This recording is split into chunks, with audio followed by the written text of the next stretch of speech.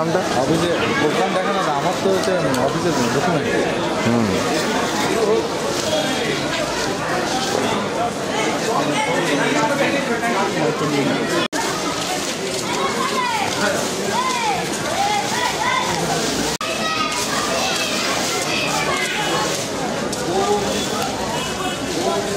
ओम विष्णु ओम तत्विष्णु परम पदं सदा पश्यन्ति सूर्याय देवी वचक्रादतम ओम अपवित्र पवित्र सर्ववस्तं गौतो सर्वकार्य समाधव ओम शुक्लां वरदं विष्णुं प्रसन्नं पादमग्धये सर्वं विघ्नं प्रशान्तवन्तीते ओम विष्णु विष्णु লাগাই দিচ্ছে ओम सर्वं गजन्दवदनं बदर सुंद यदुपोते लोकन्दस्तनं साघातो हिताय श्रीकृष्णाय गोविन्दाय नमो नमः हे कृष्ण करुणा सिंधु दीनबन्धु जगत्पते राधाकान्त नमोस्तुते ओम दाय सदा ओम दाय महाशंकर जगद्गिरि एवं चारुचन्द्र कल्पजलांगम पुरुषोमी गपरास्ति प्रसन्नम पद्मासी कलप्रावन्ताक्षरी गोलकुंडे लुरेका ऋषि कुलवे करादु बहु सिंहस्कंदादि गौरा ईदस प्रवृत्तं सिद्धिकाम जय दुर्गाय नमः ओम जय दुर्गाय नमः करालवदनं गौरमुक्ते सिद्धभुजं कालिकं रवञ्चतुर्गुटिकाय महामेघ प्रभं तदैव चेतिगम्बरं कंठकोशक्तो स्नातो निजकालं भरदस्तं करालस्यं पिण्डोतपधरां हर्षकातसिद्धवित्तदार्ध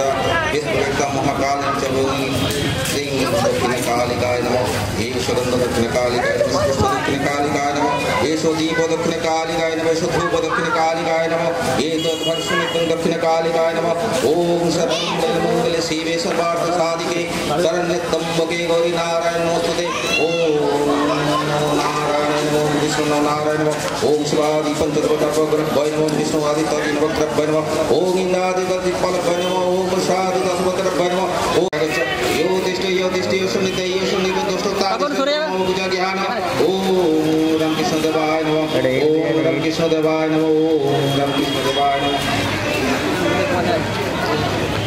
ओम रामकृष्ण ते नमः ओम रामकृष्ण परमहंस देवाय नमः ओम रामकृष्ण परमहंस देवाय नमः ओम रामकृष्ण परमहंस देवाय नमः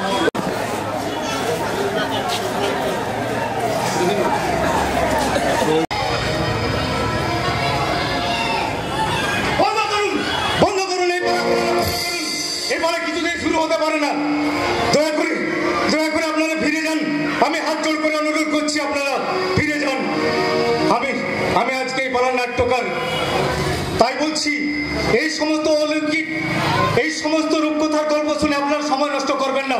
বাস্তব জীবনের সঙ্গে এই সমস্ত পালা কাহিনী কোনো সম্পর্ক নেই। তাই আমি বলছি আপনারা দয়া করে ফিরে যান, ফিরে যান। নাট্যকার আপনি এখানে ঢুকে পড়ছেন কেন? আরে আপনি কি জানেন না এই পালার প্রথম দৃশ্যে আমার প্রবেশ করার কথা? কে কে তুমি? ও হ্যাঁ, তুমি তো এই পালার নায়ক উত্তম প্রামাণিক। আরে ওই পরিচয়টা হচ্ছে আমার মঞ্চের বাইরে, এখানে বলছি এই পালার নায়ক অমর সরকার। অমর? হ্যাঁ হ্যাঁ হ্যাঁ হ্যাঁ অমর। সেই অমর কিন্তু সেই অমর তো আমারই সৃষ্টি। সে অমরের বাবা মা ছোটবেলাতে মারা গিয়েছিল, তারপর সে বড় হয়েছিল এক অনাথ আশ্রমে। কেমিস্ট্রিতে অনার্স বিএসসি পাস করার পর ভালো একটা চাকরি জোগাড় করতে পারেনি বলে ওই অবিনাশ চৌধুরীর ধান করে একটা সামান্য কুলির কাজ করছে। এই পালায় প্রথম দৃশ্যে আমি গান গাইতে গাইতে প্রবেশ করব, তারপর গানের পরের অংশটা গাইতে গাইতে প্রবেশ করবে এই পালার নায়িকা দেবযানী। দেবযানী সে তো আমারই সৃষ্টি, সে কিনা তোমার ওই মিল মালিকের মেয়ে।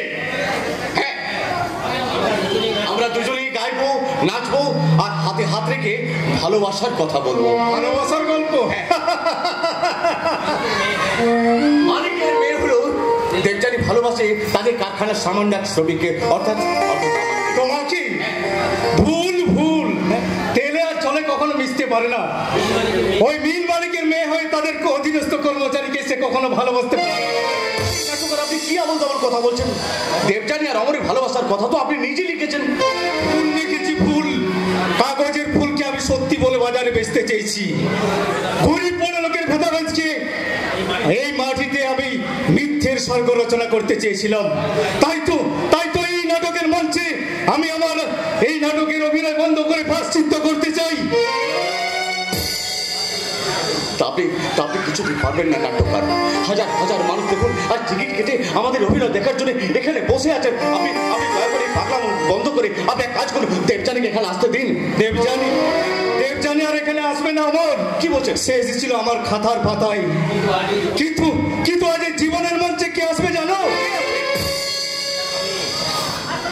কি বলছেন? কে আসবে? আপনি আমি নিজে আমি অবিনাশ চৌধুরী, দেবযানীর বাবা। স্যার আপনি এখন হঠাৎ এই সময়ে? মালিকের সামনে দাঁড়িয়ে সামান্য এই নথিকতাটা তোমার নেই? একটা প্রণাম জানাতে হয়, সেই বোধটুকু তুমি ভুলে গেছো? তোমার এই ভুলে যাওয়ার মতো সাহস তুমি পেলে কোথায়? কোন সাহসে তুমি আমার মেয়ে দেবযানীর দিকে হাত বাড়িয়েছো? বলো, উত্তর দাও। কেন চুপ করে আছো? কেন জবাব দাও। আপনার সংলাপে তো এরকম কোনো উত্তর নেই, তাহলে আমি কি উত্তর দেবো আপনি একটু বলে? জানি না, আমি কিছুই জানি না। তোমার মুখস্থগুলো সংলাপে তো আমার সৃষ্টি, তাই চরম বাস্তবের মুখোমুখি দাঁড়িয়ে ওই মিথ্যে কথাগুলো চলতি রাতের স্বপ্নের মতো হারিয়ে গেছে। এখন এই নাটকেরা আমার কারাগারে বন্দী থাকবে না, তার তোমাকে ঠিক করতে হবে। এই জীবনের রঙ্গমঞ্চে দাঁড়িয়ে তুমি কোন সংলাপ উচ্চারণ করবে আমার, সেটা তোমাকেই ঠিক করতে হবে।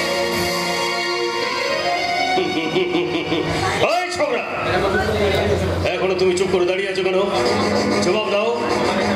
আমার একটা পিতৃদত্ত নাম আছে স্যার, আশা করি সেই নাম ডেকে আপনি আমরা শিক্ষা ও সভ্যতার মর্যাদা রাখবেন।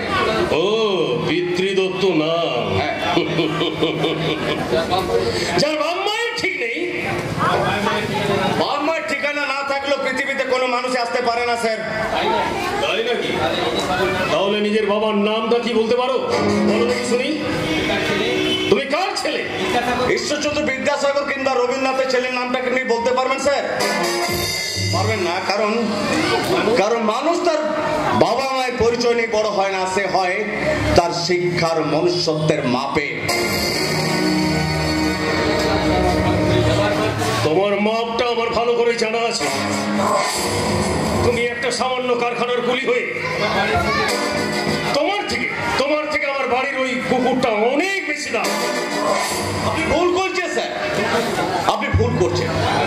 খাঁটি সোনা কি সেটা সেক্রেটারিও চিনতে পারে না, তার জন্য স্যার এই কষ্টি পাথরের প্রয়োজন।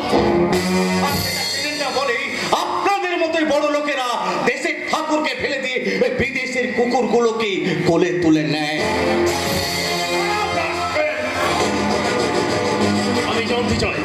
আমি জানতে চাই তুমি ওই দেবযানীর জীবন থেকে সরে যাবে কিনা। দেবযানীর কথাতে একমাত্র বন্ধ করতে পারি স্যার। ওই তোমাদের মতো ওই ভিখারির বেশে ওই ভিখারি ছেলেদের ওই দেবযানী ভালোভাবেই জানে। বলো তুমি কত টাকা পেলে আমার মেয়ে ওই দেবযানীকে তুমি ওর জীবন থেকে সরে যাবে? দিলেও আপনি আমার ভালোবাসাকে কিনতে পারবেন না স্যার।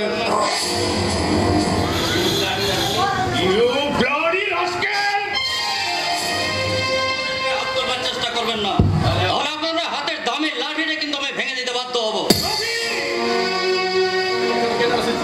তুই এখানে কেন এসেছিস? বন্ধুর বিপদে বন্ধুকে তো এগিয়ে আসতে হয় স্যার। বন্ধু? মুসলমান ঘরের ছেলে হয়ে একটা সামান্য হিন্দু ছেলেকে তোর বন্ধু বলতে লজ্জা করছে না? ওই পুরোনো তাসটার খেলবার চেষ্টা করবেন না স্যার। অমরের ভালোবাসাটা কোনো ভাঙা মসজিদ নয় যে তার উপর আপনি রাম মন্দিরের প্রাচীর তুলে আমাদের দুই বন্ধুকে ধর্মটা আমাদের আলাদা হলেও আমাদের জাতটা কিন্তু একই। জাত? হ্যাঁ জাত। খেটে খাওয়া মানুষের জাত।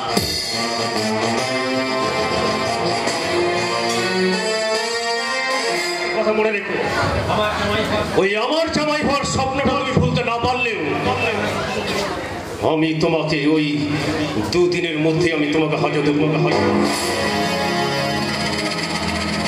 অথবা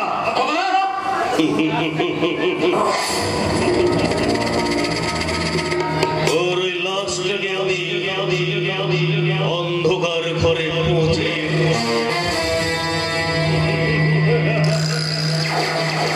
মনে রেখো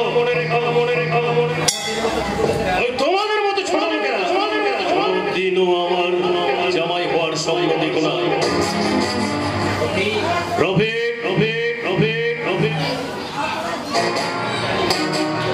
আমি জানি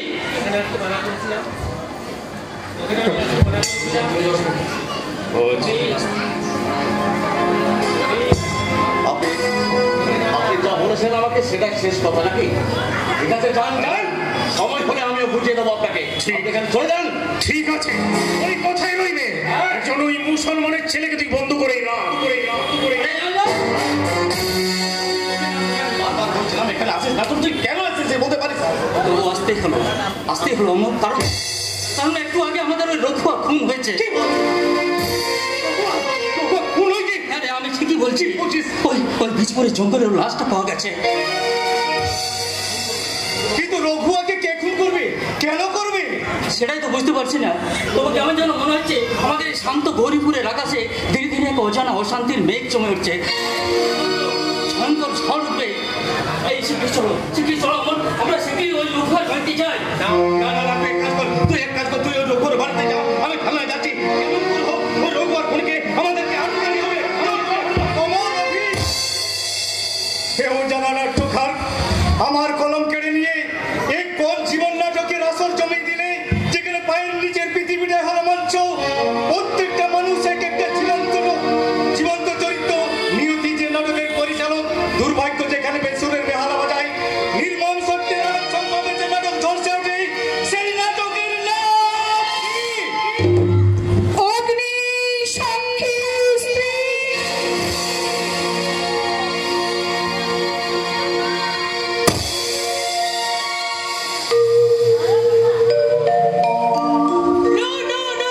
আমি তোমার কোনো কথাই শুনতে চাই না। চলে যাও তুমি এখান থেকে। এত অপমানের পরেও এই বাড়িতে আসতে তোমার লজ্জা করে না? না করে না, কারণ তুমি আমার অগ্নি সাক্ষী স্ত্রী। অগ্নি সাক্ষী স্ত্রী, যত সব ব্যাগজেটের কথাবার্তা। আমার মতো শিক্ষিতা আধুনিকা মেয়ের কাছে ওইসব কথার কোনো দাম নেই। তুমি শেষ হয়ে যাবে না লালি। তুমি হিন্দুর মেয়ে, তোমার হাতে এখনো শাখা আছে, স্মৃতিতে সিঁদুর আছে। কেন থাকবে বলতে পারো? কেন বিবাহিত মেয়ের জীবনের বিজ্ঞাপনটা শুধুমাত্র এই মেয়েদেরই বহন করতে হবে? সবাইকে বুঝিয়ে দিতে হবে যে আমাদের সমাজে চিরকাল পুরুষাচিত ছিল বলেই হয়তো এমন একটা সিস্টেম চালু হয়েছিল লালি। কিন্তু আমি তো বিয়ের মর্যাদা দেওয়ার জন্য বারবার তোমার কাছে ছুটে আসি। এইসব কোনো লাভ নেই, কারণ শ্বশুর বাড়িতে আমি আর কোনো দিনই ফিরে যাব না। কারণ তুমি এভাবে আমার সংসারের স্বপ্নটাকে ভেঙে দিতে পারো না। তুমি কি আমাকে জোর করে নিয়ে যাবে নাকি? তাই করবো, কারণ আমি স্বামী হিসাবে আমার সে অধিকার আছে। এসো, চলে এসো বলছি। আমার বোনের গায়ে হাত দেওয়ার চেষ্টা করবে না, আর আমার বোনের গায়ে যদি হাত দেওয়ার চেষ্টা করো, ওই হাতটা খুলে নিয়ে আমি তোমার গলায় ঝুলিয়ে দেব। মন্তুষোনা, এতদিন ধরে বুঝেও তুমি এই সহজ কথাটা আজও বুঝতে পারোনি কেন? আমার বোন কোনোদিন তোমার ওই বুড়ো মা বাবার সঙ্গে সংসার করতে পারবে না। আগে বলেননি কেন? কারণ আমি ভেবেছিলাম যে বিয়ের পর তুমি আমাকে নিয়ে আলাদা সংসার পাবে। তা কি করে সম্ভব লালি? আমি বাবা মার একমাত্র সন্তান, আমি আলাদা হয়ে গেলে তাদের দেখবে কে? কিন্তু মন্তুষোনা, বাবা মায়ের যদি কোনো সন্তান সন্ততি না থাকতো, তাহলে তোমার মা বাবাকে কে দেখতো? এই কথা ভেবে আমি তো আমার দায়িত্ব কর্তব্য থেকে সরে আসতে পারি না। তাহলে 6 মাস আগে যাকে বিয়ে করেছো তার প্রতি কি তোমার কোনো কর্তব্য নেই? তুমি কেন বুঝতে পারছো না লালি? বাবা মা আমাকে এই পৃথিবীর আলো দেখিয়েছেন, আমাকে খাইয়ে পড়িয়ে বড় করেছেন, মানুষ করেছেন। আর 6 মাসের সম্পর্কের জন্য আমি 26 বছরের জীবনটাকে অস্বীকার করতে পারি না। যদি না পারো তাহলে বড় খোকা হয়ে বাবা মায়ের কোলে উঠে গিয়ে বসে থাকো কি? আমার মেয়েকে নিয়ে স্বপ্ন দেখার স্বপ্ন তুমি ভুলে যাও। আপনি বাবা হয়ে কথা বলতে পারলেন? আর যদি সঞ্জয় দা বিয়ে করে আপনাকে ছেড়ে চলে যায়? জয় শিব শম্ভু। আরে একটা ছেড়ে 10টা বিয়ে করলো, সঞ্জয় কখনো তার বাবাকে ছেড়ে যাবে না, কারণ সে শিক্ষা আমি দিইনি। বাহ, চমৎকার! নিজের ছেলেকে যে শিক্ষা দিয়েছেন, পরের ছেলের বেলায় সেটাকে ভুলে গিয়ে বুড়ো বাবা মায়ের সঙ্গে বেইমানি করতে বলছেন। আমার বাবাকে বাড়িতে দাঁড়িয়ে থেকে অপমান করার চেষ্টা করবে না।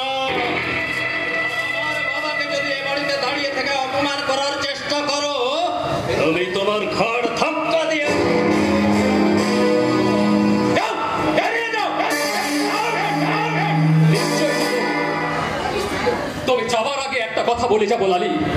একবার যখন স্মৃতিতে সিঁদুর পড়েছ তখন এরা তোমার আত্মীয় নয়, চিরকাল এরা তোমার পাশে থাকবে না। সুখে দুঃখে জীবনে মরণে যে বন্ধন বেঁচে থাকবে সেটা হলো 7 পাকের বন্ধন।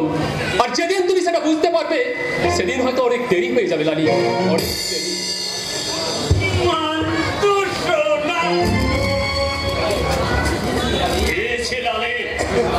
আমি ভাবতে আমার অবাক হচ্ছে, তোর মতো একটা শিক্ষিতা, তোর মতো একটা আধুনিকা মেয়ে কি করে ফালতু ছেলেটাকে ভালোবেসেছিল। তখন তো বুঝতে পারিনি যে ওর মনটা সেই সত্য যুগেই পড়ে আছে। কলেজ জীবনে ওর যে সততা, আদর্শ আর মনুষ্যত্বের প্রকাশ দেখেছিলাম, সেটাই তো ওর সবচেয়ে বড় দোষ রে। এই যুগে যারা আদর্শ আর মনুষ্যত্বের বড়াই করে বাঁচতে চায় তাদের মূর্তি বানিয়ে পুজো করা যায়, কিন্তু সেই সব মানুষগুলোকে নিয়ে ঘর বাঁধা চায় না রে।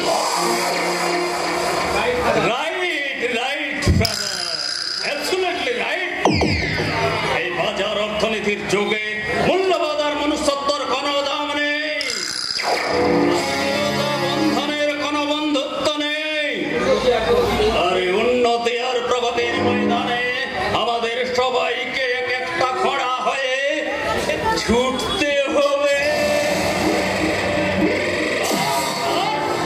এই দেশের খোঁড়াটার নাম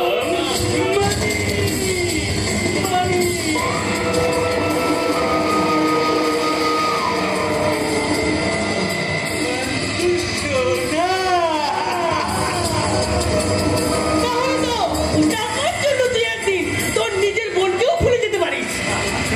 বোন কেন বলছিস রে?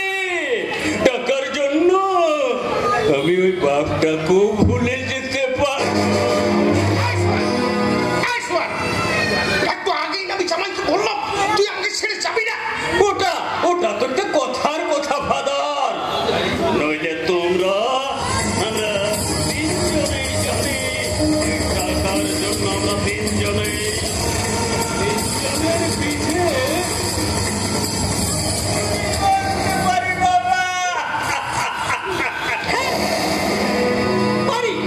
পারি, কারণ আমি খুব ভালো করেই জানি যে বাইরে তুই আমাকে যতই জরুর দেখাস না কেন, সুযোগ পেলেই আমার কাছ থেকে বাবার সম্পত্তির অধিকারটা তুই কেড়ে নিবি। এই সম্পত্তি নিয়ে আমি এখান থেকে পালিয়ে যাই। সেই জন্যই তোরা আমাকে আমার স্বামীর ঘরে যেতে দিস না। তুই নিজেই ইচ্ছাতে ওই নিখিলকে ছেড়ে চলে এসেছিস। এসেছি কারণ যে শিক্ষা দীক্ষা নিয়ে আমি বড় হয়েছি তাতে শ্বশুর শাশুড়ির পদসেবা করে আমি জীবন কাটাতে পারবো না।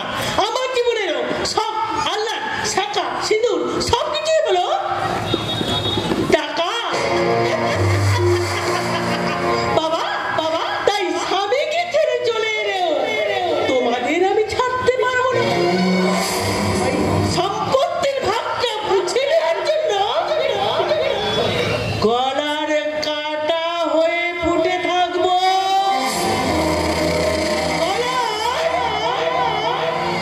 কাটা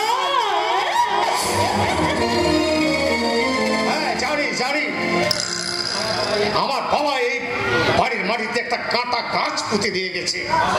সব সম্পত্তি আর কারখানার অর্ধেকটা দিয়ে গেছে আমার বড় ভাইকে, আর ওই বাকি অর্ধেকটা তোর আমার আর লালির নামে দিয়ে গেছে। তাই তো ব্যাংক থেকে একটা টাকা তুলতে গেলেও আমাদের তিনজনকে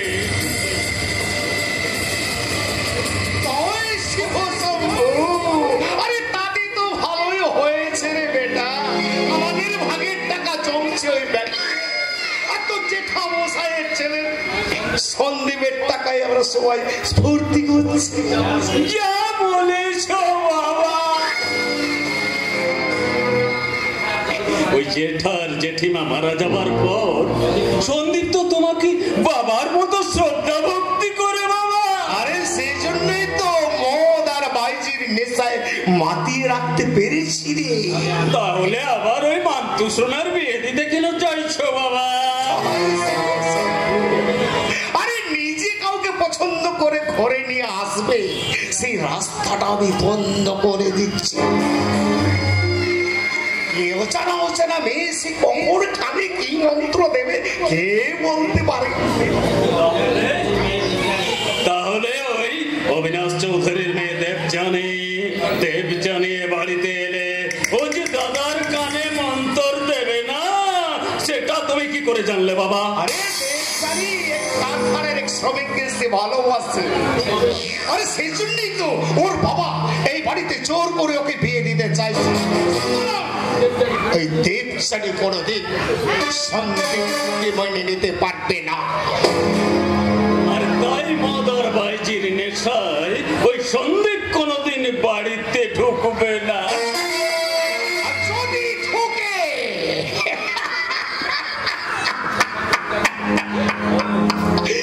তাহলে ওই দেবজানির পুরনো ভালোবাসাটাকে ভাঙিয়ে কখন কখন কিভাবে কোথায়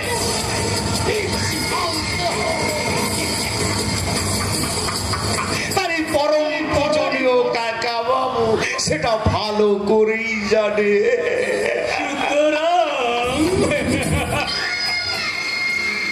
যতদিন এই কাকা বাবুর প্রতি অভিযোগ ভক্তি শ্রদ্ধা থাকবে, ততদিন শুধু খাও দাও ফুর্তি করো আর দু হাতে টাকা।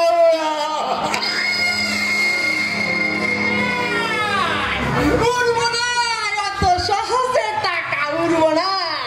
পাথরের টুকরা হইয়া আপনার মাথায় আছড়াইয়া পড়বে। ফালতু কথা বলবেন না মিস্টার সরকেল। ব্যাংক থেকে টাকাটা তুলে এনেছেন কিনা তাই বলুন। আগে না, ভক্কা, টাকা পাই নাই। জয় শিব শম্ভু। পাননি মানে কেন পাননি? কেন পাননি? এই যে কাকা বাবু, তাইলে রে মজা তোলে। ছোটদার যে আমার টাকাটা দিয়েছিল, বড়দার চেকটা, সেটা নাকি জাল। কে বলেছে যা? এই ব্যাংকের ম্যানেজার লগে আমার থানায় নিয়ে যাইতেছিল। নিহাতে আপনাকে কোম্পানির পুরনো ম্যানেজার বইলা ম্যানেজ কইরা এইখানে আসতে পারছি। কই কই দেখি দেখি চেকটা দিন তো দেখি। আগে না,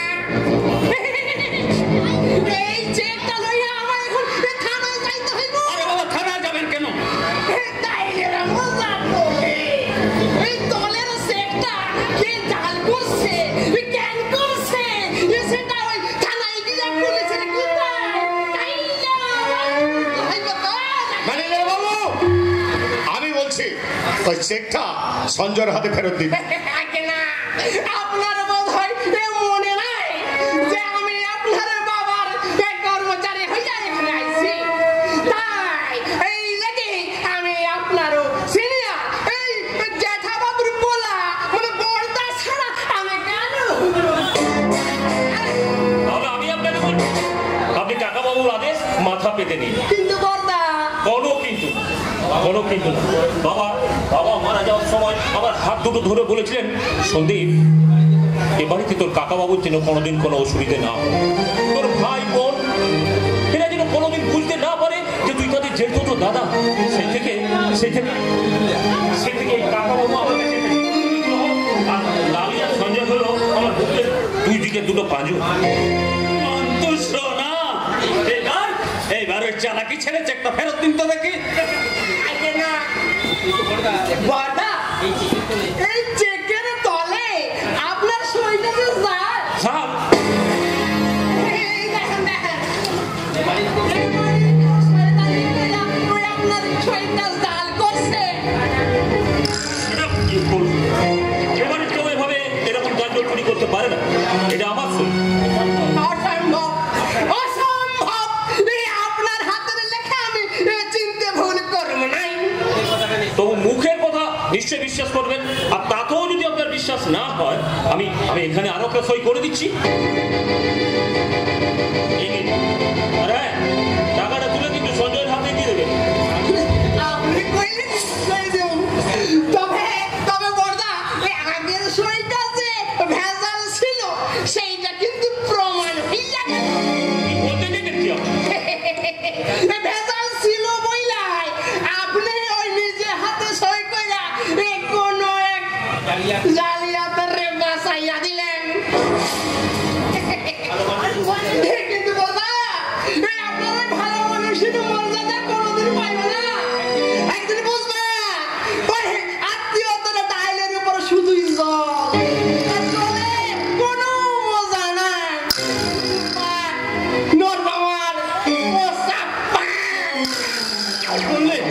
শুনলি রে দাদা, শুনলি? এটা সামান্য ম্যানেজার হয়ে তার আসপর্দার কথাটা তুই শুনলি? ওটা তো আমিও শুনতে চাই না রে, ওটা তো আমিও শুনতে চাই না ভাই সঞ্জয়। তোর তোর যখন টাকা পয়সা দরকার হবে তুই চোখ বন্ধ করে আমার কাছে আসবি, আমি আমি আমি চোখ বন্ধ করে চেকে সই করে দেবো। কিন্তু কিন্তু এমন কোনো কাজ করবি না যাতে তোর আর আমার সম্পর্কের মাঝখানে পুলিশকে এসে দাঁড়াতে হয়। কিন্তু তার মানে তুই বলতে চাইছিস আমার সামান্য কোটা টাকার দরকার হলে তোর কাছে আমাকে ভিখিরির মতো হাত পাততে হবে? ভিখিরি ভিখিরি ভিখিরি ভিখিরি ভিখিরি কাকে বলছিস রে ভাই? ছেলেবেলায় বাবা মা মারা যাওয়ার পর থেকে সামান্য একটু ভালোবাসার জন্য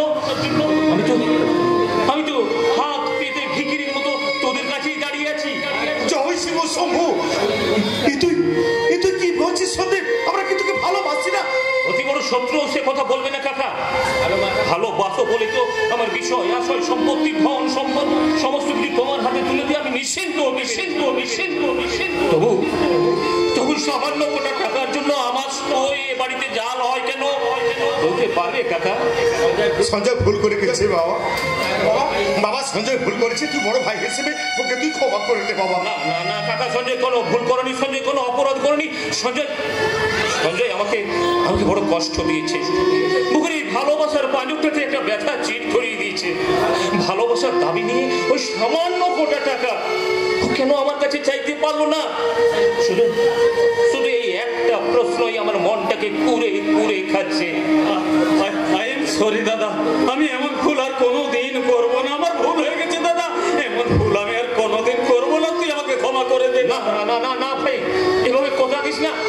আধুনিক সভ্যতার শিক্ষিত বড় মানুষের মনগুলো হলো ওই ভাগাড়ে পড়ে থাকা মৃতদেহটার মতো। লোভ, হিংসা, বিদ্বেষ, হানাহানি নামক শকুনগুলো ওই ভাগাড়টাকে মৃতদেহটাকে টুকরে টুকরে খেতে চাইছে। শিক্ষা, সংযম আর আত্মমর্যাদার লাঠিটা হাতে তুলে না নিলে আমরা কেউ কোনোদিনও শকুনগুলোকে দাঁড়াতে পারবো না ভাই। কেউ কোনোদিনও শকুনগুলোকে দাঁড়াতে পারবো না।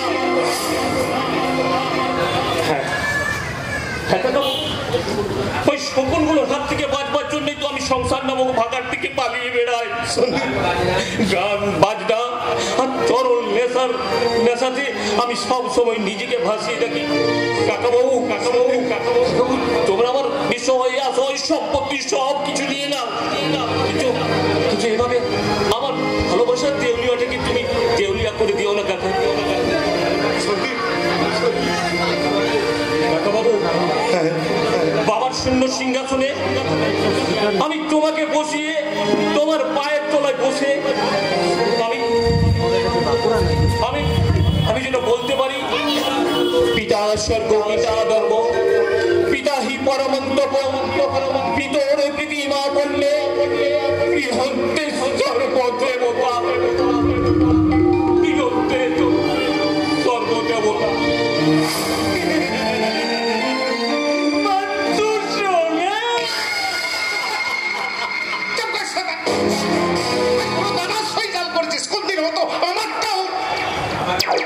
করবো বাবা করবো, আমার স্বার্থের সুতোয় টান পড়েনি।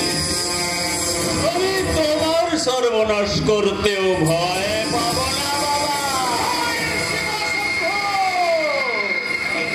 তাহলে তুই জেনে রাখ সঞ্জয়, তুই তোর নিজের বাবাকে চিনতে ভুল করেছিস। আদর দিয়ে যদি আমি বাদর তৈরি করতে পারি তাহলে তার বিস্তারিত ভেঙে দিতে পারি। যদি বাবা আমি তোমার বুকে বেশি দাঁত বসিয়ে দিই, অত সহজ নয় বাবা, অত সহজ নয়। তুমি যাকে বাঁদর ভাবছ সে অনেক দিন আগেই বাঘ হয়ে সুন্দরবনের বাঘ, মানে রয়্যাল বেঙ্গল টাইগার।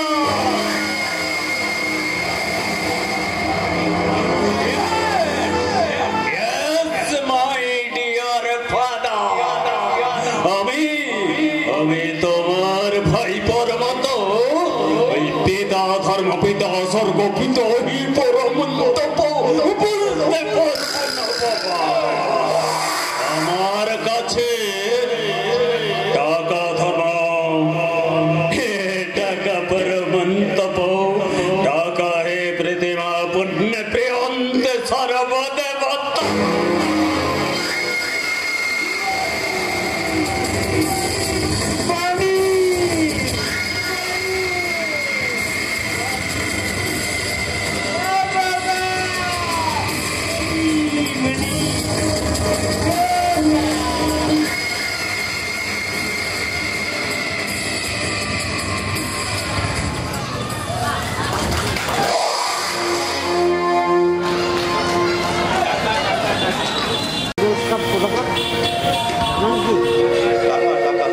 টাকা ছাড়া দুনিয়াতে কিছু নেই দেবযানী।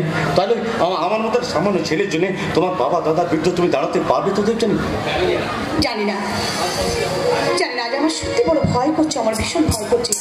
আমার বাবার টাকা আছে, ক্ষমতা আছে, হয়তো আমাকে ভালোবাসার অপরাধে ওরা হয়তো তোমাকে কঠিন শাস্তি দেবে। কোনো শাস্তি কি আমি ভয় পাই না দেবযানী।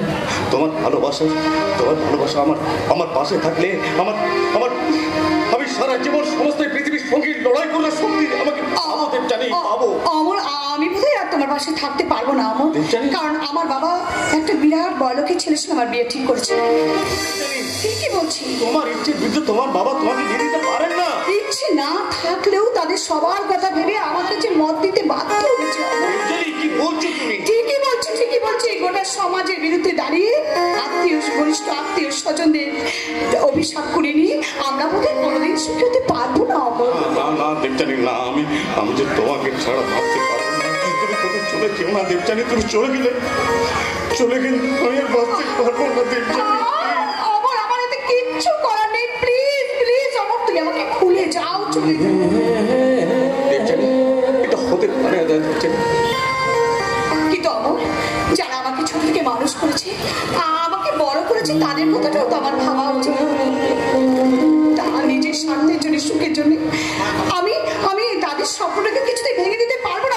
প্লিজ অমর, প্লিজ তুমি আমাকে ভুলে যাও। আজ আমাদের শেষ। না দেবযানী, না। তুমি আমার জীবন থেকে সরে গেলে আমি আমার সমাজ, সংসার সবকিছুকে আমি তছনছ করে দেবো দেবযানী। যারা আমার বিরুদ্ধে দাঁড়াবে তাদেরকে আমি কাউকে ক্ষমা করবো না দেবযানী, কাউকে ক্ষমা করবো না।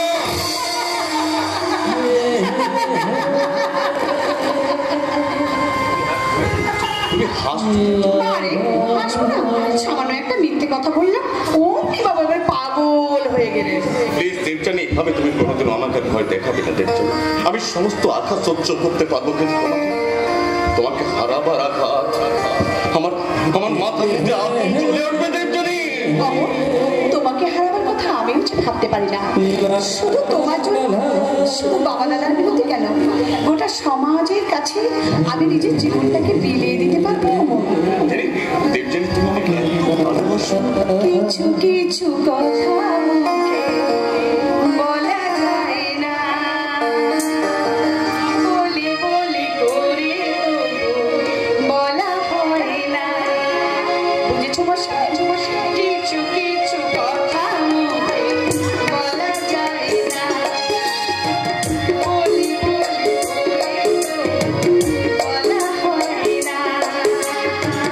কি যে করি আমি, মরি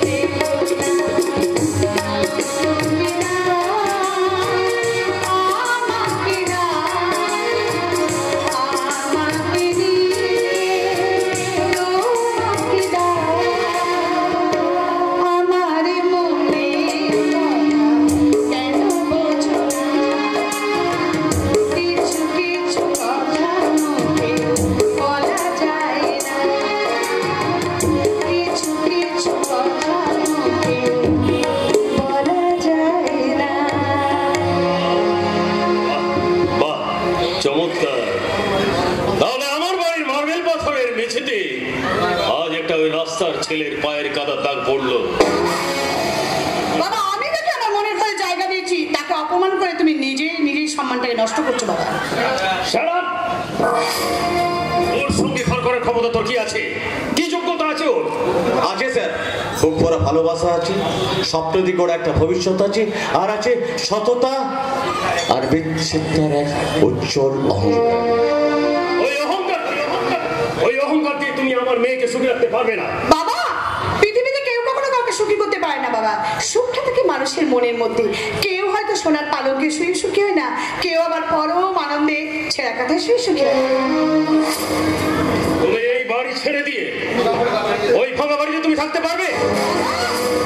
দেবতার মধ্যে গাছতলাতে থাকলে সেটাই তো মন্দির হয়ে ওঠে বাবা। তোর সঙ্গে কোনো সম্পর্ক রাখলে আমি তোমাকে আমার ওই বিষয় সম্পত্তি থেকে আমি তোমাকে বরখাস্ত করবো। আপনি কিছু মনে করবেন না স্যার, আমি আপনাকে কথা দিচ্ছি, আপনার সম্পত্তির একটা কানা করিও কোনোদিনও আমরা দাবি জানাতে আসবো না। আমি যদি তোমাকে আমার কারখানা থেকে বরখাস্ত করি তখন তুমি ওই মেয়েটাকে খাওয়াবে কি? আমার যতদিন এই খেটে খাওয়া দু হাত আছে না স্যার, ততদিন গরিবের পেটের ভাতের অভাব হবে না। আজ থেকে আমি তোমাকে আমার কারখানা থেকে তোমাকে আমি বরখাস্ত করলাম। কাল থেকে তুমি একটা সামান্য কুলি হয়ে আমার কারখানায় ঢুকবে না। এই কোম্পানির ম্যানেজার হয়ে বাবা কি বলছো তুমি বাবা? তুমি কি বলছো? আমি ঠিকই বলছি মা। আসলে এত আমি বাইরে থেকে তুলে আমি সব কথাই শুনেছি রে মা। আর তাই তো আমি আজ তোদের এই দু হাতকে আমি এক করে দিয়ে আমি তোদের ভালোবাসাকে আমি মেনে নিলাম। স্যার আপনি সত্যি বলছেন স্যার? হ্যাঁ অমর, হ্যাঁ আমি ঠিক বলছি, আমি সত্যি বলছি। অনেকদিন ধরে আমি অনেকভাবে আমি তোমাদের দুজনের আমি পরীক্ষা করছিলাম, আর সেই পরীক্ষা না তোমরা পাস হয়েছো। হ্যাঁ অমর,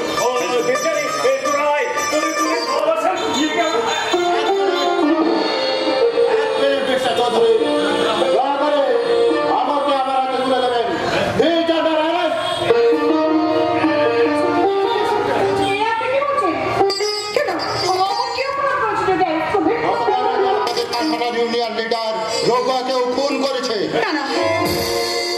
ঠিক বলছে স্যার, আমি রঘুয়াকে খুন করতে যাবো কেন? আরে রঘুয়া হচ্ছে আমার ঘনিষ্ঠ বন্ধু। সেই জন্যই তো তুমি ভুলিয়ে ভালিয়ে তাকে গৌরীপুরের জঙ্গলে নিয়ে যেতে পেরেছো। নিজের লিডার হওয়ার জন্য তোমার নিজের পথের কাঁটাটাকে তুমি ভালোভাবে আপনি যে ওর উপরে যে অভিযোগ করছেন তার কোনো প্রমাণ আছে আপনার কাছে? আছে। যে অস্ত্র দিয়ে রঘুয়াকে খুন করা হয়েছিল সেই রক্তমাখা চপারটা আমরা অমরের ঘর থেকে একটু আগে খুঁজে পেয়েছি। আমার কাছে অস্ত্র পাওয়া গেছে মানে? না, এছাড়াও একজন প্রত্যক্ষদর্শীও আছে, নাম হলো গণেশ। খুন করার সময় সে তোমাকে বাধা দিতে গিয়েছিল, সেই জন্য তাকে তুমি সেই চপার দিয়ে আঘাত করেছো। এখন আহত অবস্থায় হাসপাতালে ভর্তি আছে।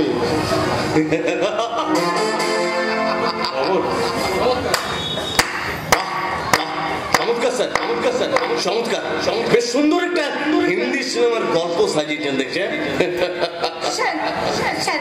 দেখুন নিশ্চয়ই আপনার কথা কোনো ভুল হচ্ছে। অমরের মতো ছেলে কখনো এরকম অন্যায় কাজ করতে পারে না স্যার, অন্যায় কাজ করতে পারে না। কে কি করতে পারে আর না পারে পুলিশ হিসাবে সেটা আমি ভালো করে জানি।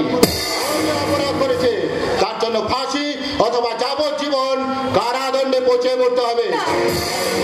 চলে সমর।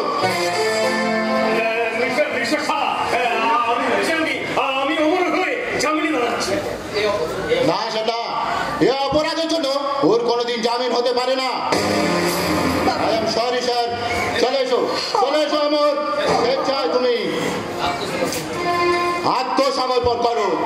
ঠিক আছে নিশ্চয় করবো, কিন্তু তার আগে আপনার বিবেকের কাছে স্যার আমার একটা প্রশ্ন আছে। পুলিশের চাকরি করতে গিয়ে আপনি যদি কোনোদিনও একটা পয়সা খুঁজতে না থাকেন তাহলে আসুন আমার হাতে হাত করা পড়ান। কি হলো স্যার, দাঁড়িয়ে আছেন কেন? আপনার বিবেক কি বলছে স্যার?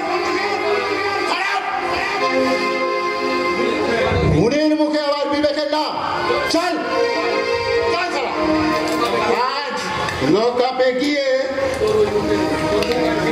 তোর মুখ আমি ভেঙে দেবো। চল।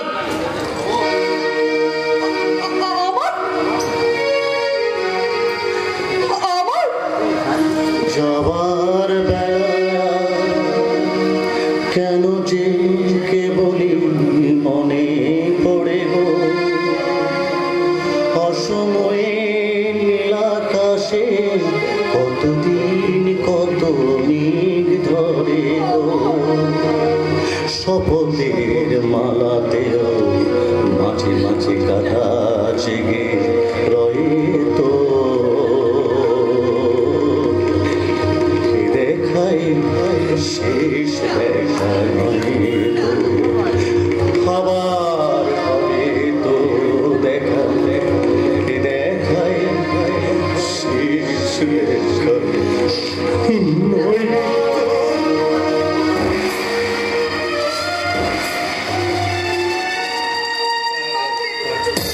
বাবা অমরকে বাঁচাবার একটা চেষ্টা করো বাবা, প্লিজ বাবা অমরকে বাঁচাবার চেষ্টা করো। কেউ নিশ্চয়ই ওর বিরুদ্ধে একটা গভীর ষড়যন্ত্র করেছে বাবা। আমি জানি দেবযানী। তুমি জানো বাবা? হ্যাঁ আমি জানি, বাবা কারণ আমি ওই গণেশকে দিয়ে রঘুয়াকে আমি খুন করিয়েছি। তারপর আমি ইন্সপেক্টরকে বলে ওই অমরের বিরুদ্ধে আমি মিথ্যে কেস সাজিয়ে আমি ওকে হাজতে পুরেছি। তুমি কি বলছো বাবা? আমি ঠিকই বলছি জানি, ওই আস্থা কুড়ের পাতা কখনো স্বর্গে যেতে পারে না। আমার মেয়ের যে সর্বনাশ করবে তা আমি কিছুতেই বরদাস্ত করতে পারবো না। ভালোবাসা যদি অপরাধ হয়ে থাকে তাহলে আমিও সমানভাবে অপরাধী বাবা। তাই তোমার কাছে জোরাত করে বলছি বাবা, তোমার যদি পায়ে পড়ে বলছি বাবা, তুমি অমরকে তোমার শাস্তি দিয়ে না বাবা, তুমি ওকে।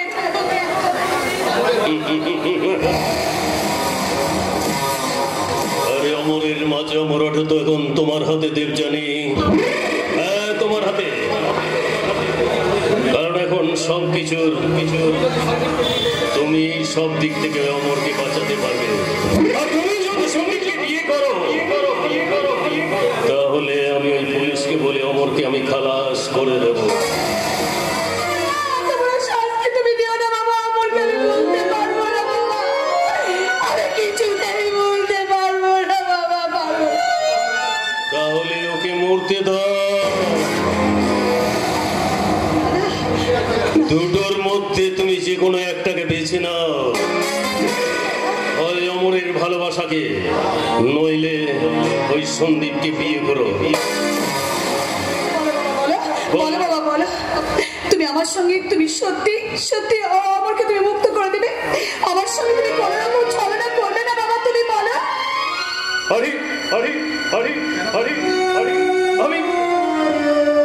আমি তোমাকে কথা দিচ্ছি। আর তাছাড়া তুমি তো অমরকে ভালোবাসো, ওই সত্যিকারের ভালোবাসার জন্য তো একটু আধটু ওই স্বার্থত্যাগ করতে হয় দেবযানী। আর এই সামান্যটুকুটা তুমি করতে পারবে না? বলো তুমি কথা দিচ্ছ যে আমার সঙ্গে কোনো ছলনা করবে না, অমরকে তুমি মুক্ত করে দেবে বাবা, বলো। আমি তোমার মাথায় শপথ করে বলছি, যেদিন তুমি এই বাড়ি থেকে কপালে সিঁদুর পরে বাড়ি থেকে বেরিয়ে যাবে সেদিন আমি অমরকে জেল থেকে খালাস করে দেব। খালাস করে দেব। চমৎকার বাবা, চমৎকার। বাহ বাহ, তোমার দম্ভ আর নিজের অর্থ আভিজাত্যকে বাঁচিয়ে রাখার জন্য তুমি তোমার নিজের মেয়েকেই বলি হতে বলছো বাবা। তবে তাই হোক বাবা, তাই হোক। তোমাদের মতো গণতান্ত্রিক সমাজের মানুষরা চিরকাল এই টাকার বান্ডেল দিয়ে ভালোবাসার চিতা সাজিয়ে এসেছে। তাই আমি বলছি সেই চিতার ছাইকে আমি আমার সিঁদুর করে নিয়ে আমি আমার ভালোবাসাকে বাঁচিয়ে রাখবো বাবা, আমি আমার ভালোবাসাকে বাঁচিয়ে রাখবো। অমরের মুক্তির জন্য আমি আমার মৃত্যুটাকে মেনে নিলাম বাবা, আমি রাজি, আমি রাজি বাবা। বেদনা মনে হয় এমন হাসিয়েছে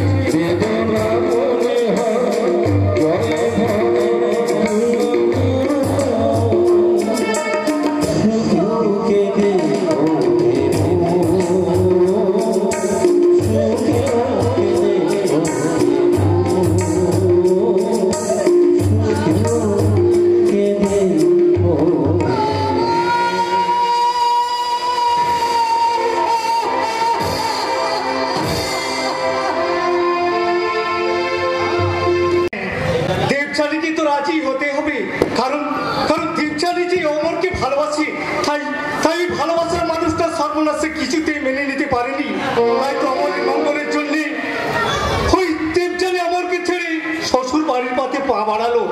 কিন্তু সিঁথিতে সিঁদুর দিয়ে গায়ে জড়োয়া গয়না পরে নতুন স্বামীর খুব পাশে বসে সে ওই নারায়ণগড়ের দিকে রওনা হলো। কিন্তু বিশ্বাস করুন আমি চাইনি, আমি কিছুতেই চাইনি। তুমি না চাইলেও বাস্তব ঘটনাগুলো নিয়তি নির্ধারিত পথে এগিয়ে যাবে নাট্যকার, কারণ সত্য সব সময় তোমাদের কল্পনা থেকে অদ্ভুত হয়। কিন্তু তাহলে আমাদের লেখা গল্পগুলো লোকে অবাস্তব অবিশ্বাস করে উড়িয়ে দেয় কেন? কারণ তোমাদের গল্পগুলো দর্শকরা বিশ্বাস করবে কিনা সেই ভয়ে তোমরা অনেক কিছুই লিখতে ভয়। কিন্তু সত্যের কোনো বিশ্বাস অবিশ্বাসের দায় নেই বলে সে অদ্ভুত হতে ভয় পায় না। কিন্তু রাম জন্মাবার আগেই তো বাল্মীকি রামায়ণ লিখেছিলেন। আরে 2 টাকার কলম দিয়ে তুমি বাল্মীকির উদাহরণ টেনে নাট্যকার। তিনি শুধু মহাকবি ছিলেন না, ছিলেন মহাজীবনের মহারূপকার। তাই তার কলম থেকে সত্যের জন্ম হয়েছিল। কিন্তু তোমার নাটকের চরিত্র তোমার লেখা কল্পনার বাইরে যাচ্ছে যে। নইলে এরকম ভুইফোর বরগাছের মতো আপনি এখানে এলেন কি করে? আপনাকে তো কখনো এখানে দেখেছি বলে মনে হচ্ছে না। আপনি কে বলুন তো, কি আপনার পরিচয়? বাস্তবের আলোতে যথা সময় সেটা প্রকাশ পাবে। আপাতত জেনে রেখো আমি এখানকার বাসিন্দা নই, বাইরে থেকে আসছি। আমার উঠোনে আপনার ওই বিদেশি গাড়িটা দাঁড়ানো থেকে আমি বুঝতে পেরেছি। কিন্তু আপনি এই হঠাৎ গৌরীপুরে কেন এসেছেন বলুন তো? অমর সরকার নামে একটা ছেলের সঙ্গে দেখা করতে। অমর সরকার? আপনি তাকে চিনলেন কি করে? মাস কয়েক আগে সে আমার কোম্পানিতে একটা চিঠি লিখেছিল। আশ্চর্য, সে তখন বিচারাধীন। একটু আগে অমর সরকার ছাড়া পেয়েছে। বিয়ের পরেই ওই অবিনাশ চৌধুরীর ইঙ্গিতে পুলিশ তার বিরুদ্ধে আশ্চর্য, বাইরের লোক হয়ে আপনি এত সব খবর জানলেন কি করে? অনেক দূরে থাকলেও এই গৌরীপুরের উপর আমার তীক্ষ্ণ নজর আছে। এতদিন আমার ইচ্ছার বিরুদ্ধে অনেক কিছু অঘটন ঘটে গেছে, কিন্তু এইবার তো ইতিহাসটাকে বদলে দেব। এখন থেকে আমি যেটা চাইবো সেটাই করতে হবে। ভুল তুমি করো না, এই চরম প্রতিশোধের নেশার থেকে তুমি ফিরে এসো বাবা। না হল্লা, আজকের এই দিনটার জন্য আমি দীর্ঘদিন ধরে অপেক্ষা করে বসে আছি। লোহা যখন গরম থাকে তখন এটাকে ঘা মারতে হয়। তুমি কিসের নেশায় তুমি আমাকে নিয়ে এত দূরে ছুটে আসলে? আমি তো আমার ভাগ্যকে আমি নিজে মেনে নিয়েছিলাম। এই পৃথিবীতে তো কারোর উপরে আমার কোনো অভিযোগ নেই বাবা। আরে তোর না থাকলেও এই রাজশেখর চৌধুরী এত সহজে তোর অন্যায় মেনে নেবে না। নামটা যেন খুব চেনা চেনা মনে হচ্ছে। অহল্যা, আমি আপনাকে চিনতে পেরেছি। আপনি সে বিখ্যাত রাজ অটোমোবাইলসের মালিক রাজশেখর রায়। না, আর কোনো কথা তুমি প্রকাশ করবে না। শুধু আমার বর্তমানের ছবির সঙ্গে অতীতের সম্পর্কটাকে মেনে নিয়ে তোমার নাটকের নতুন রসদ খুঁজে নাও। নাটক? মানুষকে নিয়ে বিধাতা পুরুষ যে নাটক লিখে চলেছে তার চরিত্র হয়ে আপনাকে এখানে আসতে দেখে আমার কলমের কালি শুকিয়ে গেছে। যদি আমার আন্দাজ ভুল না হয় তাহলে এই বুঝি আপনার সেই মেয়ে যাকে একদিন। না না না, আমি শুধু আশা করি একমাত্র মেয়ে অহল্যা। আমার আর কোনো অন্য কোনো পরিচয় আপনি এখানে আনবেন না। অহল্যা, পাষাণী অহল্যা, ভগবান রামচন্দ্রের ছোঁয়ায় যে পাষাণ মন্ত্রীতে প্রাণ ফিরে এসেছিল,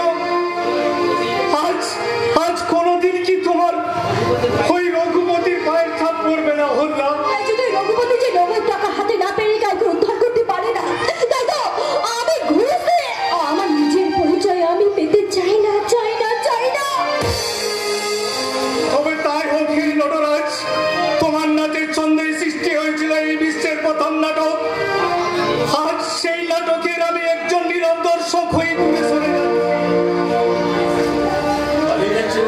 নাট্যকার কাপুরুষ মতো কোথায় পালিয়ে যাচ্ছেন? এই অমরকে নিয়ে আপনি একজন মহান নাটক লিখতে চেয়েছিলেন। অমর দেখে যান, তার পরিণতিটা নিজের চোখে আপনি দেখে যান। অমর, হ্যাঁ অমর, অমর তুমি মদ খেয়েছো? হ্যাঁ অমর, মানে এই সেই অমর সরকার, তোমার এত অধঃপতন। অধঃপতন? অধঃপতন? তুই ভুল করছিস অমর। ওই অভিলাষ চৌধুরী তখন ভিত্তি মামলা ঝোড়ালো, তাতে দেবযানীর হয়তো সে হয়তো বাধ্য হয়ে মিথ্যে। দেবযানী, জানিস রফিক, সেদিন দেবযানী নিজে আমাকে বলেছিল তার বাবার পছন্দ করা ছেলেকে সে বিয়ে করবে। এই কথাটা আমি মেনে নিতে পারিনি। সেদিন আমাকে গানে আর অভিনয় ভালোবাসায় দেখায় আমাকে আমার মনটাকে ভুলিয়ে রেখেছিল।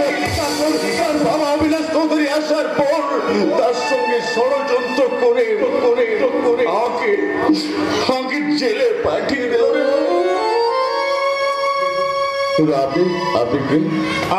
উনি রাজ অটোমোবাইলসের মালিক রাজশেখর রায়।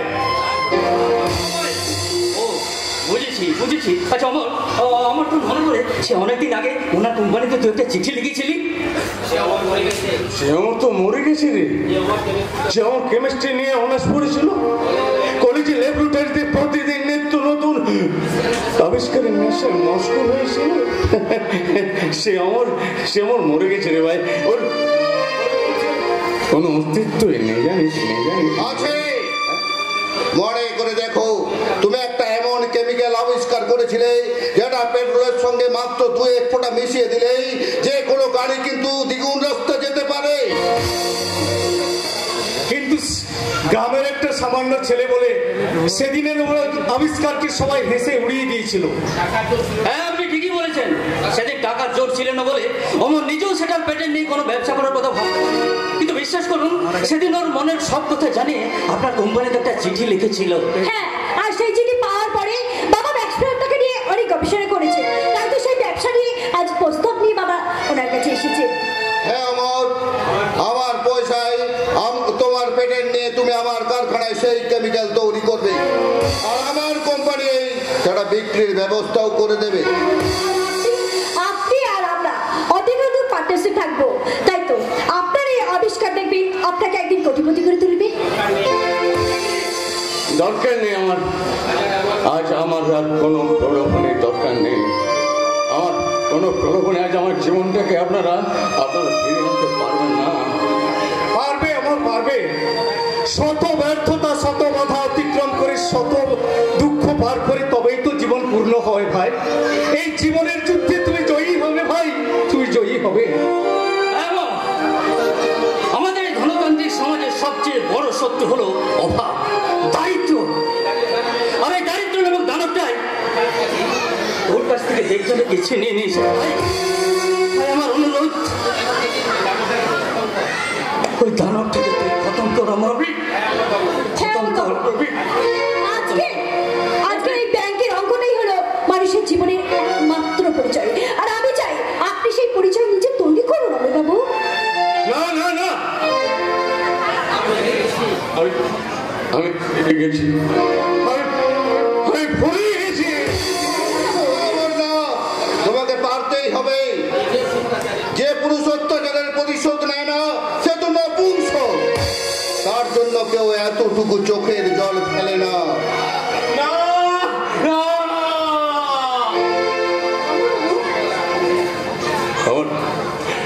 আমার এই যন্ত্রণার আগুনটাকে কেন আপনারা প্রতিহিংসা হাওয়ায় উস্কে দিচ্ছেন বলতে পারেন? আমার বাচ্চা মরে আপনাদের কি এসে যায় মশাই, বলতে পারেন? কারণ আমারও অনেক চোখের জল এই গৌরীপুরের মাটিতে পড়ে আছে। তুমি আমি একই জ্বালায় চলছি, তাই বলছি কেমন কেমন মাই ভাই, চোখের জলকে জ্বলন্ত লাভা স্রোত করে শুরু হোক আমাদের প্রতিশোধের পালা। আপনি ঠিক বলছেন স্যার, আপনি ঠিক বলছেন স্যার, আপনি ঠিক বলছেন। আমি প্রতিশোধ চাই স্যার, প্রতিশোধ। যে অন্যায়ের জন্য আমার কালো হাত দিয়ে আমার দেবযানীকে ওরা আমার কাছ থেকে কেড়ে নিয়েছে, তাদেরকে আমি কোনোদিনও ক্ষমা করবো না, তাদেরকে আমি কোনোদিনও ক্ষমা করবো না, কোনোদিনও ক্ষমা করবো না।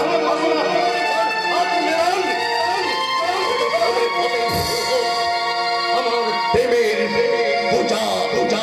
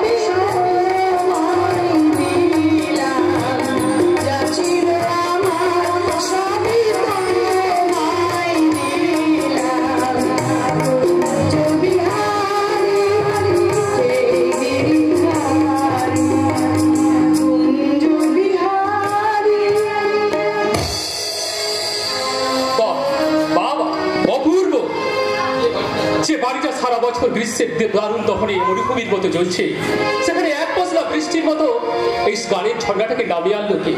আপনি নিশ্চয়ই সন্দীপদার বউ, মানে আমার নতুন বৌদি। হ্যাঁ, কিন্তু নতুন ঠাকুরের পরিচয়টা তো আমি পেলাম না ভাই। এই অধমের নাম নিখিল মজুমদার। আচ্ছা, খাতায় কলমে আমি এই বাড়ির একমাত্র জামাই, অর্থাৎ আপনার নাম। পরিচয়টা দিতে আপনার লজ্জা করছে না? 6 মাস আগে আমি বেড়াতে এসেছি, আর আজ আপনার দর্শন দেওয়ার সময় হলো বুঝি? অফিসের কাছে বাইরে গেছেন জানি, তবু কিন্তু আমি যে অফিসের কাজে বাইরে গেছি, এই নির্জল মিথ্যে কথাটা আপনাকে কে বলেছে? যদি মিথ্যে হয়ে থাকে তাহলে জানবো আপনি ইচ্ছে করে বাড়িতে আসেননি। খানিকটা তাই, কারণ বিনা নিমন্ত্রণে বিয়ে বাড়িতে আসাটা বোধ হয় জামাইকে মানায় না। কি বলছেন আপনি? বিনা নিমন্ত্রণ মানে এই আপনি কি বলছেন? ঠিকই বলছি। আপনার গণরাজকাল সবার সামনে আমরা পরিচয় দিতে লজ্জা পাই, তাই মুখে বলা তো দূরের কথা, একটা চিঠি পাঠিয়ে এরা আমাকে খবরটা দেয়নি। সে কি, মাত্র 1 বছর আগে আপনাদের নাকি ভালোবাসা করে বিয়ে হয়েছে? হ্যাঁ, অভাবের সংসার আর শ্বশুর শাশুড়ির দায়িত্বে বোঝাটা মাথায় চাপতেই লালির ভালোবাসার বেলুনটা বাসি ফুলের মতো চুপসে গেছে। তাই আমার বিশেষ এখন মিস লালি হওয়ার আশায় ডিভোর্সের মন্দিরে মানত করছে। না না, এ হতে পারে না।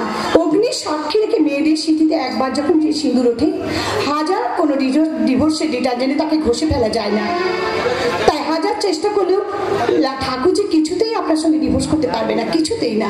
আমি কি পারবো আর কি না পারবো সেটা অন্য কারোর সাথে আলোচনা করবার কোনো দরকার নেই। বৌদি, আমার বাবা এই বাড়িতে যা বলবে তাই হবে। আমার বাবা যতদিন বেঁচে আছেন ততদিন তোমার স্বামীও আমাদের স্বাধীনতায় হস্তক্ষেপ করতে পারবে না।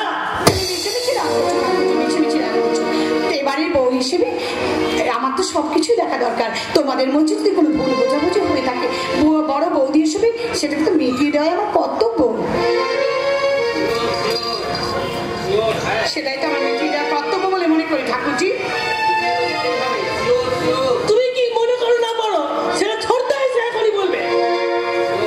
শিওর বৌদি, আজ বুঝতে পারলাম তুমি শুধু সম্পর্কেই বড় নও, দায়িত্ব আর কর্তব্যের বিচারে তুমি আমাদের চেয়ে অনেক বড় বৌদি, অনেক বড় বৌদি। আর ঢং করিস না, এবারে সম্মান সম্মানটাই আমার খুব ভালো করে জানা থাকে লালি, তাহলে তাহলে এ বাড়িতে কেন তুই পড়ে আছিস? ওই দেবতার মতো মানুষটার হাত ধরে এ বাড়ি থেকে বেরিয়ে যা। আপনার কথাটা শুনে আমার হয়তো হাততালি দেওয়া উচিত ছিল সঞ্জয় দা, কিন্তু ভূতের মুখে রামনাম শুনলে নাকি ভূতেরাও হাসি চেপে রাখতে পারে না। মান্তু শোনা, তোমরা কেন যে আমাকে বিশ্বাস করতে পারো না আমি সেটাই বুঝতে পারি না। বিড়াল যদি কখনো বলে মাছ খাবো না, আজ খাবো না, কাশি যাবো, তবু মাছের দল কখনো বিড়ালকে বিশ্বাস করতে পারে না। পোশাক খেয়ে গেলেন না ঠাকুরপো? না বৌদি, প্রতিজ্ঞা করেছিলাম এই বাড়িতে কোনোদিন জলগ্রহণ করবো না, তাই দূর থেকে তোমার দেবতার প্রসাদকে প্রণাম করে যাচ্ছি। ঠাকুরপো, এরা যদি কোনোদিন আমার আত্মীয়তার অধিকার ফিরিয়ে দেয়, সেদিন তোমার পায়ে মাথা ঠেকিয়ে তোমার হাত থেকে প্রসাদ নিয়ে আমি আমার প্রতিজ্ঞা ভঙ্গ করবো বৌদি, প্রতিজ্ঞা ভঙ্গ করবো। সোনা, লালি লালি, এমন এই কথাটা শোনার চেয়ে তুই ওই দেবতার মতো সোনার টুকরো ছেলেটাকে কেন আঁচলে বেঁধে রাখতে পারলি না লালি? এখন ও বৌদি, তুমি যদি ওদের 4 হাত এক করে দিতে পারো বৌদি, তাহলে আমার কষ্টের বোঝাটা একটু হালকা হয় বৌদি। আমি তোমাদের কাউকে কোনো কষ্ট পেতে দেবো না ঠাকুরপো। তোমাদের সব দুঃখ বোঝা মাথায় তুলে নি, তোমাদের সবার মুখে আমি হাসি ফুটিয়ে তুলবো। এই মহৎ প্রচেষ্টায় আমি সব সময় তোমার পাশে থাকবো বৌদি, আমি সব সময় তোমার পাশে থাকবো। দাও দাও বৌদি, প্রসাদ দাও। তোমার কাছে দীক্ষা নিয়ে আমি শুরু করব বৌদি আমার নতুন জীবনের পথ চলা। এসব কি শুনছি? তুমি নাকি আমাদের ঠাকুরের আসনে গোপালের মূর্তি প্রতিষ্ঠা করেছো, এসব কি সত্যি? হ্যাঁ, ছেলেবেলা থেকে গোপালই হচ্ছে আমার আরাধ্য দেবতা। তাই তুমি একেবারে ঠাকুরের আসনে বসিয়ে দিলে? একবারে তুমি বাবার পারমিশন দেওয়ার প্রয়োজন মনে করলে না? দেবতার দয়া হলে তবেই তিনি বাড়িতে আসেন, কারো পারমিশনের প্রত্যাশা সে করে না। জয় শিব শম্ভু, তুমি কোন সাহসে ওই গোপালের মূর্তি প্রতিষ্ঠা করেছো? তুমি কি জানো না এ বাড়িতে সবাই সত্যি মধ্যে দীক্ষিত? এখানে গোপাল বা কৃষ্ণের পূজা কোনোদিন হয়নি। কাকা বাবু, সব ঠাকুরই তো এক, যে কালী সেই কৃষ্ণ, যে একই ঈশ্বরকে যে যেমন ভাবে পুজো করে, যেমন ভাবে প্রতিষ্ঠা করে, সেইভাবেই সে পুজো করে। চমৎকার, এই হচ্ছে ভক্তির কথা। তাই তো ঠাকুর বলেছেন, ভক্তের হৃদয়ে ভগবানের বৈঠকখানা, ভগবানের বৈঠকখানা। মান্তু শোনা, এই বাড়ির সঙ্গে কোনো রক্তের সম্পর্ক নেই।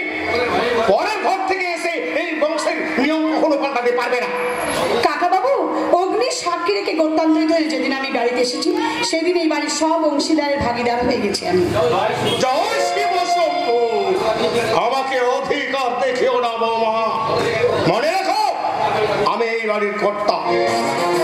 যদি তুমি এই বংশের নিয়ম তুমি উল্টে দিতে চাও, তাহলে সন্তুষ্ট বলে আজই আমি এই বাড়ি ছেড়ে চলে যাবো। আমাকে ছেড়ে যাওয়ার কথা একদম উচ্চারণ করবে না কাকা, কারণ এবার যে তোমার আসল শূন্য মানে তো তোমার ছেলে জীবনটাও শূন্য হয়ে যাবে। জয় শিব শম্ভু, এই সংসারের নিয়ম যদি উল্টে যায়, তাহলে আমি কেমন করে দুচোখ বর্ষী ওনার সৃষ্টি কাণ্ড দেখবো? এবারে সমস্ত নিয়ম কানুনের মালিক হচ্ছে কাকা বাবু তুমি, কাজে তুমি বেঁচে থাকতে থাকতে কি করে সেই নিয়ম উল্টে দেবে? এখন উল্টে যাবার লোক তো চলে এসেছে বাবা। বৌমা আমাদের আসলে গোপালের মূর্তি বসিয়েছে, কিন্তু তাতে তো আমি কিছু দোষের দেখতে পাচ্ছি না দাদা। এই আমাদের হিন্দু শাস্ত্রে যদি 33 কোটি দেবতা থাকার জায়গা থাকে, তখন শক্তি ধর্মে যে বাড়িতে দীক্ষিত, সেখানে কোনোদিন কৃষ্ণের পূজা হবে না, হতে পারে না। ধর্ম ধর্ম আমি বুঝি না কাকা, আমার কাছে সমস্ত ধর্মের আত্মদের গীতা সমস্ত কিছু হলো তুমি। তাই তাই তোমার যদি আপত্তি থাকে, তাহলে এই বাড়িতে কাল থেকে আর গোপাল পুজো হবে না। আমি বলছিলাম কোনো কিন্তু না, কাল থেকে তুমি ওর পুজো বন্ধ করো। আর জেনে রাখে এটা আমার আদেশ। স্বামীর আদেশে আমার কাছে দেবতার চেয়ে অনেক বড়, তাই তুমি যখন চাইছো না তখন তখন আজ আমার বিসর্জন দিয়ে আসবো।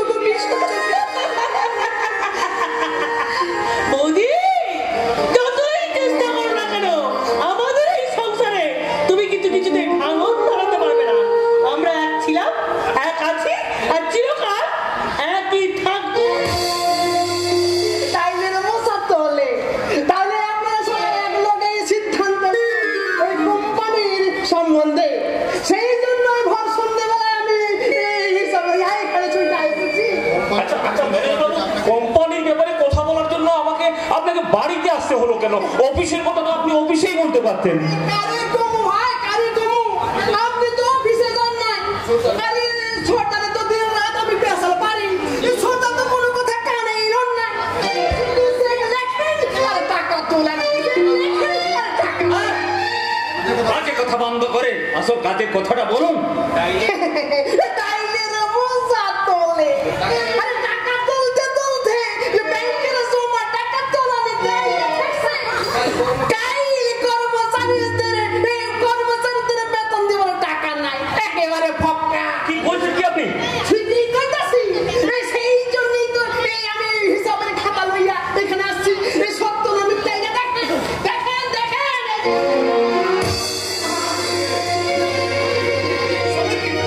সন্দীপ কি দেখবে? সন্দীপ কি কখনো ওই ব্যাংকের সামন্তের খোঁজ খবর রেখেছে? শুধু শুধু ওকে বিরক্ত করবেন না। করুন নাই, কাল যদি কর্মচারীদের বেতন দিতে না পারে তাহলে ওই কোম্পানিতে দরজায় তালা ঝুলবো। তা কি করে হয়? না না, কোম্পানি বন্ধ হয়ে গেলে আমাদের মান সম্মান সব ধুলোয় মিশে যাবে। জানি বৌদি জানি, কিন্তু ওই কোম্পানির মান সম্মান বাঁচাবার জন্য চাই নগদ 5 লাখ টাকা। এতদিনে এতগুলো টাকা একদিনে আমরা কোথায় পাবো বলতে পারেন? যাচ্ছে দাদা, আমি বলছিলাম এই কোম্পানিটা আপনি লক আউট করে দিন। সঞ্জয়, কি বলছিস? আমাদের ঠাকুরদা কত কষ্ট করে ওই কোম্পানিটা তৈরি করেছিল, আর আমরা সেখানে তালা ঝুলিয়ে দেবো? না না না না, তা হতে পারে না। হতে পারে না বলি, এই এক রাত্রির ভেতরে এতগুলো টাকা তুই কোথায় পাবি? আমার একটা কথা শুনে, মানে আমি বলছি আমার ঠাকুরজি আর আমার গয়নাগুলো দিয়ে কি ওই টাকাটা পূরণ হবে না? আমার গয়না কোথায়?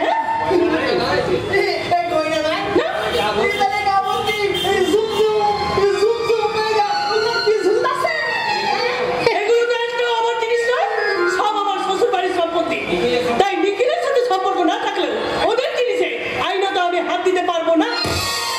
অবশ্য লালি অবশ্য দাদা কথাটা ঠিকই বলেছে। এখন মনে করো ও তো পরের ঘরের বউ, তাই আমাদের নিজেদের স্বার্থে ওর সর্বনাশ করাটা দাদা আমাদের বোধহয় ঠিক হবে না, আমাদের ঠিক হবে না।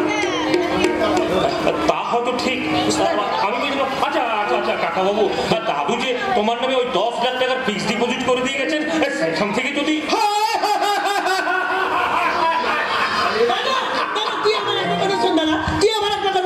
আমি তোকে বলছি এই গয়নার ব্যাপারে তুই কিন্তু আমাকে আর একদম অনুরোধ করবি না। তার কারণ স্বামীর সুখ থেকে আমি বঞ্চিত হয়েছি একথা ঠিকই, কিন্তু তাই বলে ওদের সাথে আমি বিশ্বাসঘাতকতা করতে পারবো না রে দাদা, কিছুতেই না, কিছুতেই না।